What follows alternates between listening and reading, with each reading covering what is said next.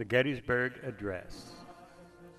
77 years ago, our fathers brought forth on this continent a new nation, conceived in liberty and dedicated to the proposition that all men are created equal.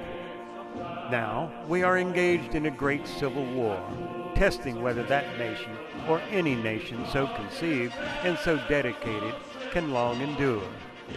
We are met on a great battlefield of that war. We have come to dedicate a portion of that field as a final resting place for those who here gave their lives that that nation might live.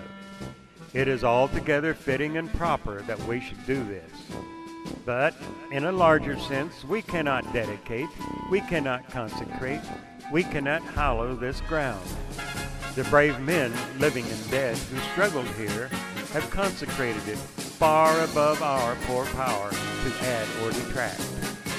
The world will little note nor long remember what we say here, but it can never forget what they did here. It is for us, the living, rather, to be dedicated here to the unfinished work which they who fought here have thus far so nobly advanced.